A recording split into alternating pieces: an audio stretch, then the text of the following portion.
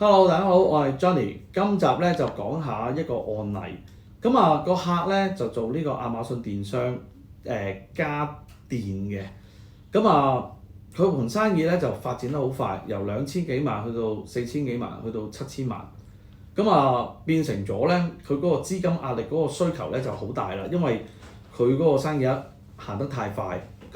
之前咧佢自己咧就嘗試走去銀行嗰度做呢個融資啦，希望幫佢公司借力打力。但係咧都係唔得嘅。唔得嘅原因又係咩咧？唔得嘅原因咧就係當佢喺乒乓收咗錢翻嚟嘅時候咧，就直接咧撥翻啲錢翻入大陸，或者係直接咧將啲錢咧就找數咗俾佢嘅供應商。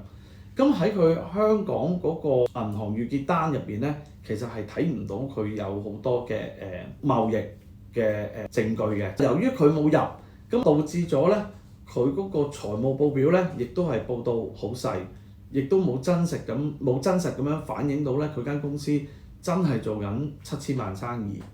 銀行一見到你盤數得嗰幾百萬生意，然之後又冇乜盈利，咁梗係會唔批俾你啦。點樣解決佢咧？我哋咧首先咧就從佢了解咗佢嗰個真實嘅業務生意嘅模式係點樣樣啦。然之後就同佢梳理翻，你應該係有存貨啊。你當嗰個批貨個供應商賣咗俾你，雖然喺個海度啫，但係嗰啲其實都係你嘅貨嚟㗎嘛，個貨權係你㗎嘛。點會冇存貨咧？雖然亞馬遜佢回錢翻嚟咧，其實好快，但係都有一段時間啦，14日啦，當你你應該都有少少嘅應收帳啦，係咪？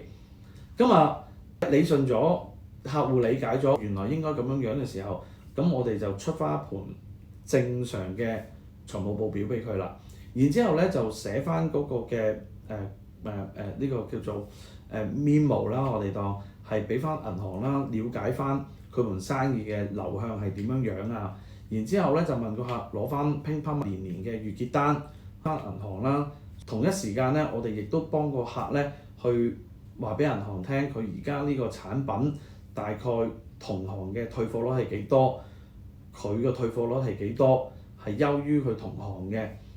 即係呢一啲咁樣嘅個客嘅優勢，我哋都幫佢咧係充分咁樣去展現翻俾銀行理解到佢盤真嘅生意係點樣樣。